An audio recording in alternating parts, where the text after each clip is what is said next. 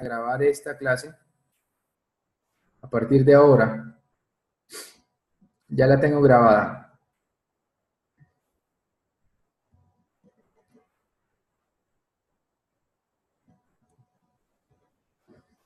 Ah, ya, sí, sí, Hugo. Pues si esa es la situación, como te digo, te confieso que no sabía o no había notado, no había mirado en mucho tiempo esa tabla para saber que son o no idénticos los valores, pero en todo caso la norma colombiana pues es una adaptación muy directa de la norma americana y no me sorprendería que en esos casos los momentos de diseño en newton milímetro por ancho de losa sean idénticos a los que tiene el código americano.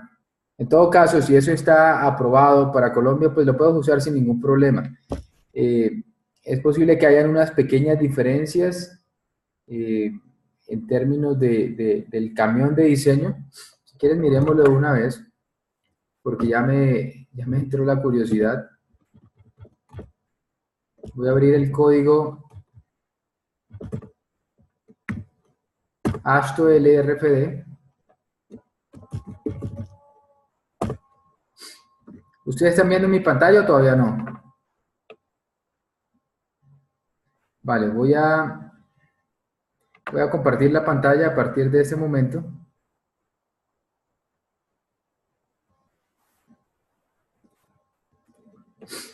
Ahí estoy ahora mismo compartiendo la pantalla.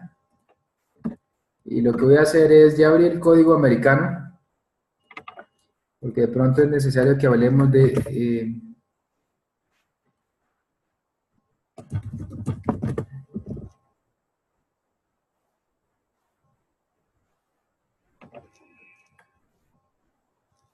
voy a ir justo a la sección donde está la carga viva definida. Estamos hablando de ejes de 32 kips.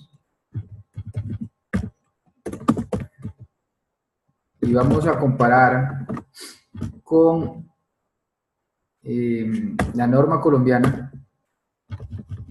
Código de puentes en el capítulo, debemos estar aquí en el 3.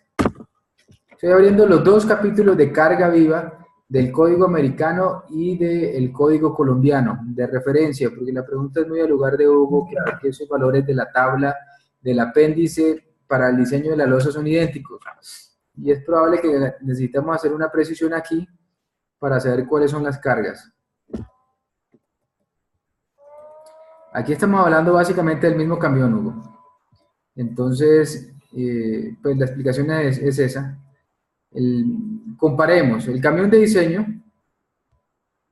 tiene ejes de 40, 160 y 160 kilonewtons, lo que son 4 toneladas, 16 toneladas y 16 toneladas. El camión americano tiene 32 kips, que son las mismas 16 toneladas. O sea, para todo efecto práctico, la carga viva es la misma. Lo único que se hizo para Colombia fue verificar que ese HL93 que define el código americano fuera el mismo en términos del camión. Y en términos de, tenemos 4.3 metros de distancia. Y aquí tenemos 14 pies, que es básicamente lo mismo, 4.3 metros de distancia. El resto de la carga viva es la línea de carga, o el lane load, que es de 0.64 kip por pie. Estoy aquí convirtiendo los 0.64 kip por pie en newton por metro o toneladas por metro. Veremos en qué unidades está en el código americano la carga de carril en kilonewton por metro. Entonces convirtamos esto a kilonewton por metro. Lo que para el código americano es 0.64 o 9.34 kilonewton por metro. Para el código colombiano es 10.3. Ahí hay una diferencia tal vez un poquito más grande.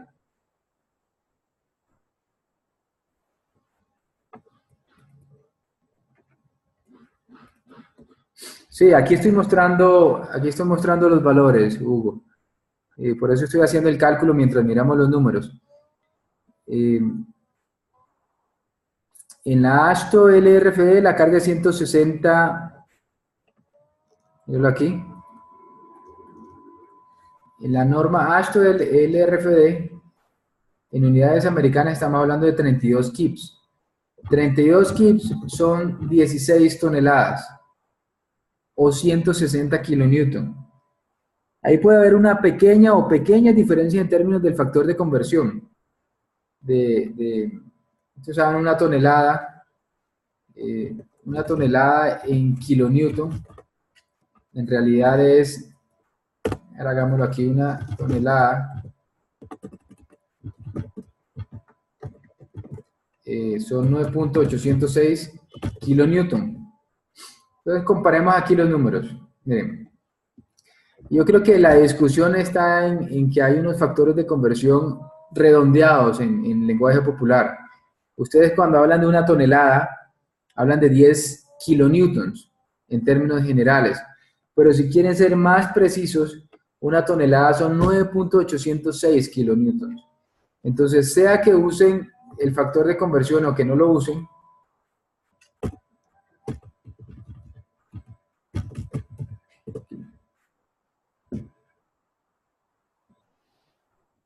¿quieres? Estoy en teleconferencia. Por el link. ¿Cargador? Yo te lo... Un segundo, por favor.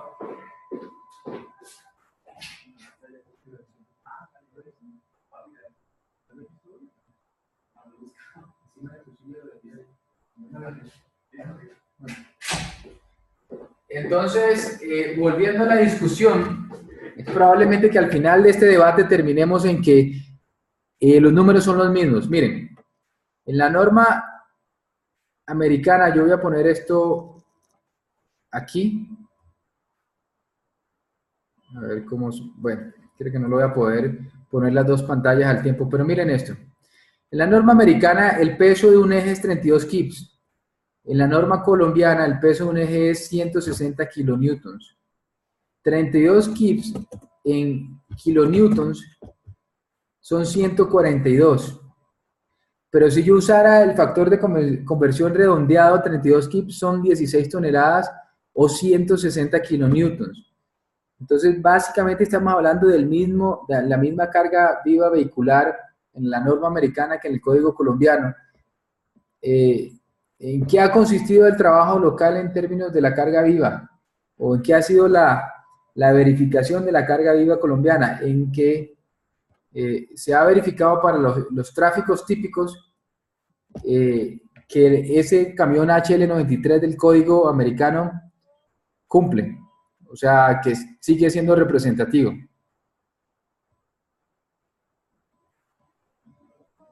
Entonces, por ahí es que están las pequeñas diferencias, pero volviendo con la pregunta de Hugo, Hugo lo que está preguntando para los que llegaron un poco después que iniciamos esta conversación es que en el capítulo 4, deberíamos estar en el capítulo 4 donde hay una tabla, esta tabla que ustedes conocen, hay un capítulo que dice los momentos para diseño de la losa en Newton milímetro por milímetro. Si comparamos estos dos capítulos, voy a ir al capítulo 4 en el AASHTO del LRFD. Aquí lo que tenemos es esto, voy a llegar ahí a la tabla rápido. Esta misma tabla. Entonces, si comparamos los momentos, por ejemplo, para un espaciamiento de 4 pies, ese espaciamiento de 4 pies, si tengo 4 pies en milímetros, estamos hablando de el orden de 1200 milímetros, o 1300 si se le quiere llamar. Mejor dicho, la primera línea de la tabla americana, que son 4 pies, 0 pulgadas, es aproximadamente, si lo ven aquí, 1200 o 1300 milímetros. Entonces voy a ir al código colombiano y pareciera que la primera línea de los mismos 1300 milímetros o 1200 milímetros. Y el momento que está en el código americano es de 4.68 kip pie por pie. Entonces voy a convertir 4.68 Ki pie por pie, lo voy a convertir a newton por milímetro por milímetro. Y este es el número que vamos a comparar con la tabla. En la tabla colombiana ese número es, para momento positivo, que acá en la tabla americana era 4.68, miren las unidades, Ki pie por pie, ese número corresponde a, convirtiendo, a 20.818 newton milímetro por milímetro. Entonces, sí, básicamente la observación de Hugo es cierta. Esa tabla es la misma. Pues hay una pequeña diferencia allí, producto de que la luz no es exactamente la misma. Cuando hablamos de 4 pies en el código americano, hablamos de 1.219 milímetros. Aquí dice 1.300. Y da un poquito más alto que el 20.818 que viene de la conversión, da 21.130. Pero estamos allí. Lo dicho, para resumir la discusión, sí hay una correspondencia directa. Da muy parecido, de acuerdo, Francisco. La conclusión es esa, los valores son los mismos. La verificación que se hizo de carga IVA para Colombia consistió en verificar que ese HL93 siguiera vigente o fuera representativo del tráfico colombiano. Bueno, entonces, pues gracias por la pregunta, Hugo. Siguiendo adelante con la clase hoy, a menos que tengan otras preguntas de las tareas, ya vamos en la tarea 3A. Yo no sé cómo vayan ustedes, pero me he visto muchas preguntas. No sé si es que estaba muy fácil la tarea y necesito hacerla más difícil. Si creen que está muy fácil las tareas, me avisan. Yo trato de hacerlas un poco más difíciles. Pero no he visto preguntas. Por favor, Francisco. Sí, yo sé que el enlace debo crearlo, Carlos. A ver. Sí, te escucho o te leo, Francisco.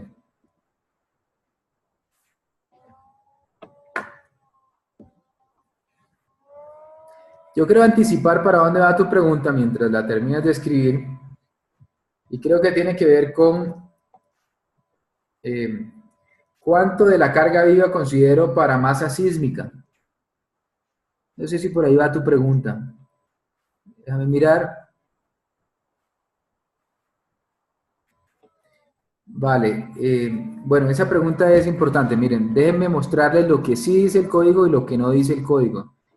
Y hagamos la analogía con edificios. Ustedes cuando diseñan un edificio, exacto, el 50%, pero ojo que ese 50% está asociado a el efecto de peso, no el efecto de masa. Me voy a explicar mejor. Sí, ese valor que menciona Carlos a criterio del diseñador es más, o por lo menos el código lo dice de manera más explícita, que está asociado al efecto de peso, no el de masa. Y ya voy a hacer la precisión de lo que estoy hablando para no confundirlos. Cuando ustedes van al capítulo 3 del código, allí van a encontrar las combinaciones de carga. Y una de las combinaciones de carga es la que incluye el efecto de sismo. Entonces ustedes están en Extreme Event 1 y miren lo que se considera aquí. Está el sismo multiplicado por 1.0. La razón por la cual es 1.0 y no es un valor mayor es por la misma razón de todos los códigos, y es el hecho de que el efecto sísmico que viene del espectro es un efecto mayorado, un efecto que está considerándose un factor de mayoración aproximado de 1.4 del sismo. Entonces no hay que volverlo a mayorar, sino que se multiplica por 1.0. Pero esa carga de sismo la van a combinar ¿con qué? Miren, con carga muerta, aquí en esta columna tiene su factor. Otros efectos acá, pero como la discusión que tenemos aquí presente es carga muerta y carga viva. En términos de carga viva, miren, la columna de carga viva van a multiplicar por gamma EQ. Y gamma EQ debería estar por aquí abajo definido. Mírenlo aquí. Que era lo que decía Hugo tal vez, o Francisco preguntando por esto, miren, dice el factor gamma de Q será determinado según el proyecto. Eh, en versiones más recientes, no sé si es este numeral, a ver, mirar, pero si hay, si miramos ese mismo numeral en una norma como la colombiana, que es básicamente una traducción, y buscamos nuevamente el título 3 de cargas, voy a llegar ahí a las combinaciones de carga, perdónenme por tanto mover aquí, vuelvo, insisto, estoy en el código colombiano que es básicamente una traducción de la norma americana. Si buscamos evento extremo 1, que es el que contiene sismo, dentro de esa misma combinación el código les está indicando considere la carga viva, además de la carga muerta, que está en esta columna, multiplicada por gamma EQ. Y gamma EQ seguramente viene aquí en continuación y dice lo mismo. El factor para carga viva en la combinación de carga de eventos extremos gamma Q debe determinarse con base en cada proyecto específico. Allí aparece en algún lado que ese valor está entre 0 y 1, ese porcentaje de gamma EQ, para decir que pueden o considerar el total de la carga viva presente al momento del sismo o 0. Pero cuando el código está hablando de esta línea, lo único que está diciendo de manera explícita es refiriéndose a las cargas. O sea que en conjunción con la aplicación del efecto sísmico, ustedes aplican la fuerza correspondiente a la carga viva. Pero en términos de masa no les está diciendo que la masa que ya tienen en la carga muerta, en esta columna, como masa, no como peso, sino la masa correspondiente a este peso, no les está diciendo, como se hace en otros códigos, que incrementen esa masa en una porción o la totalidad de la carga viva. Eso no está explícito en el código. Entonces, estrictamente ustedes no están obligados a considerar nada de masa proveniente de la carga viva como parte de la masa que vibra en fase o en conjunto con la carga muerta. Entonces, son dos cosas distintas. Una cosa es que en la misma combinación de carga ustedes apliquen al puente en su diseño el peso de la carga viva combinado con el efecto de la carga muerta. Y otra cosa es que la masa del sistema que proviene principalmente de la carga muerta, la incrementen con la masa asociada a la carga viva. ¿Sí? Entonces, ahí es donde es importante ver la diferencia. Sí, el punto 5S que menciona Carlos, no se calcula, Hugo, no hay manera de calcularlo, es a criterio. Y para eso, hagamos la comparación de otros códigos de edificios, por ejemplo. El ACI 318 o el código el código colombiano aquí, la NSR 10, que junta todos los códigos, cuando se refiere a edificaciones, dice que como parte de la masa para el cálculo de las fuerzas sísmicas, ustedes pueden considerar una porción de la carga viva. Y el código es específico en decir, si tienen bodegas, consideran el 25% de la carga viva.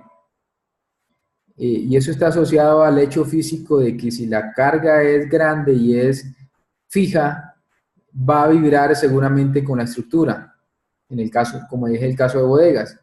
Pero en general, cuando ustedes diseñan un edificio y consideran 50 libras por pie cuadrado o 150 kilos por metro cuadrado, esa carga viva no está vibrando junto con el edificio en el evento de un sismo y no están ustedes obligados a incrementar la masa susceptible de aceleración sísmica, porque simplemente la masa no vibra con el edificio. Entonces, esos son como referentes.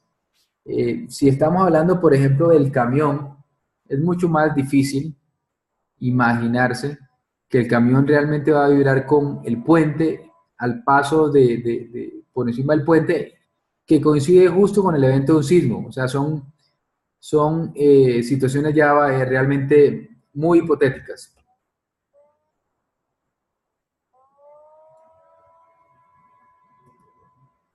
Entonces, en función de eso, pues se considera cero. Entonces, déjenme, por favor, hacer una presentación de la información que tengo hoy para evitar perder la conexión, porque creo que estoy aquí con algún problema de conexión. Me está diciendo el computador, me está reportando algo justo ahora. Y miremos por lo menos el material que ya está en la página y que van a tener acceso ustedes hoy. Hoy mismo autorizo la cosa. Necesitamos comenzar a hablar justo del tema que estamos conversando, que es el análisis sísmico. Y para el análisis sísmico, yo puedo pensar en una estructura como esta. Esto es un modelo de un puente, simplificado por supuesto, en el que necesito hacer un análisis sísmico espectral que consiste en determinar la masa de la estructura, ir al espectro de diseño y calcular unas fuerzas. Esta estructura tiene una geometría, pero tiene, además de una masa, tiene una rigidez. Y en función de la proporción que hay entre la masa y la rigidez, pues obtengo un periodo de vibración a través de esta formulación que es clásica. El periodo de vibración fundamental de una estructura o el periodo de vibración de un sistema de un grado de libertad, que es como representa uno inicialmente cualquier estructura de un sistema de un grado de libertad, es 2pi raíz cuadrada de la masa entre la rigidez. Y en función de eso ustedes determinan una ordenada espectral que viene del espectro. Pero consistente con ese espectro, ustedes pueden hacer un análisis cronológico en el dominio del tiempo que consiste en que a través de su programa de diseño, ustedes imponen en la base del puente, en este caso acá abajo, por ejemplo, imponen un terremoto. Y con este terremoto hacen un análisis cronológico. Con el sismo que corresponda, Carlos, esa es buena pregunta. En realidad, cuando uno vaya a hacer un análisis cronológico, lo que el código te pide es que consideres 3 terremotos o 3 sismos representativos de la zona que sean compatibles con el espectro de diseño. Entonces, ustedes necesitan obtener, que hace parte ya de un poco de procesamiento de datos, algo como esto, como lo que está en esta figura.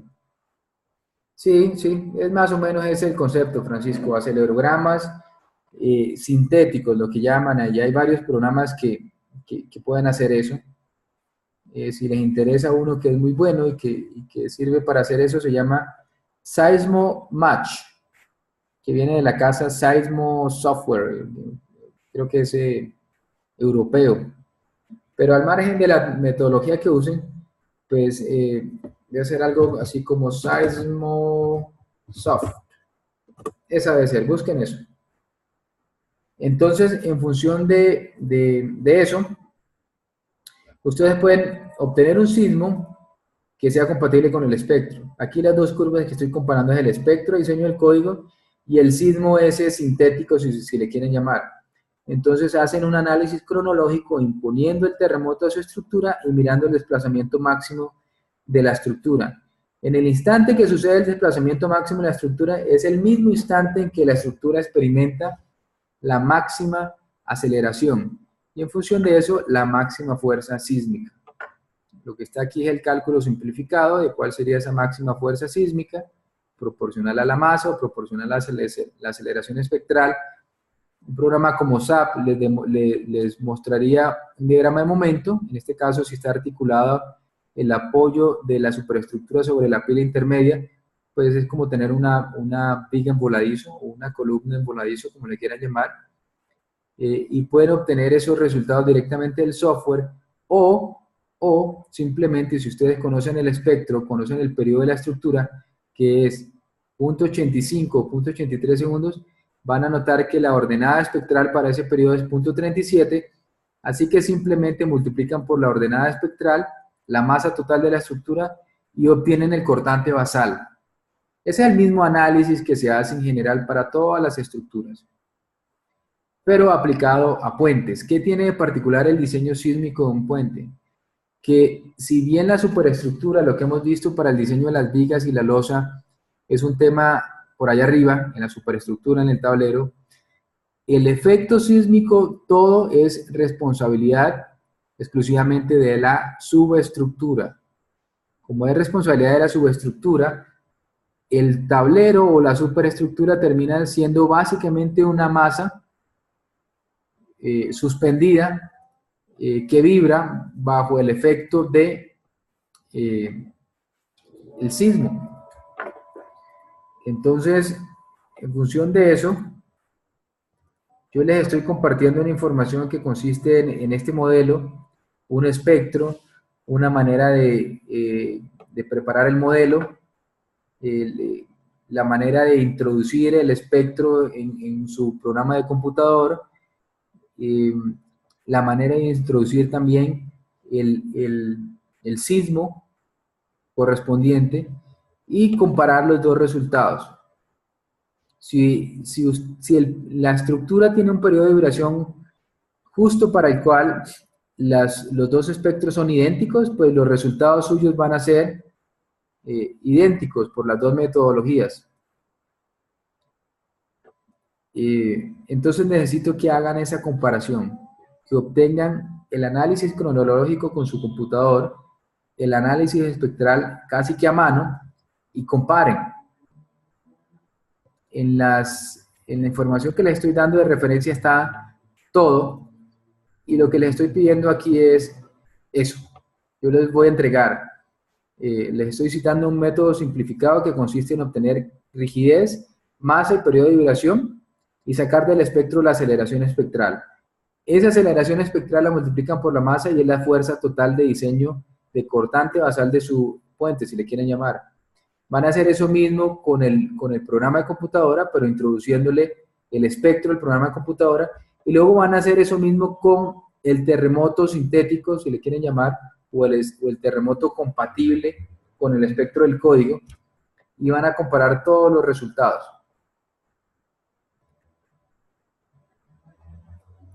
Eso creo que quedan 3 minutos, Esteban.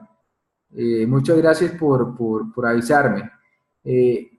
Entonces, como les digo, por favor consulten esta información. Yo creo que vamos a tener que vernos el sábado. ¿Qué les parece?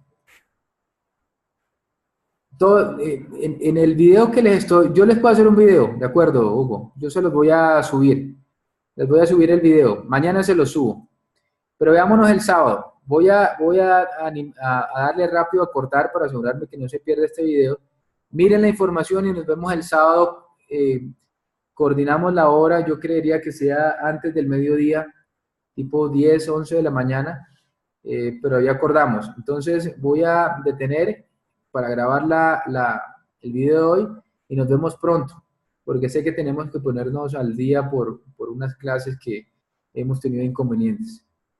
Bueno, 2 de la tarde es una sugerencia, Carlos, sí, lo miraremos, ¿vale? Entonces, muchas gracias a todos. Quiero asegurarme de que quede grabado este video. ¿Qué tengo que hacer? Si alguien me da una instrucción para no embarrarla aquí, yo supongo que le voy a dar simplemente stop, video, stop share, terminar la reunión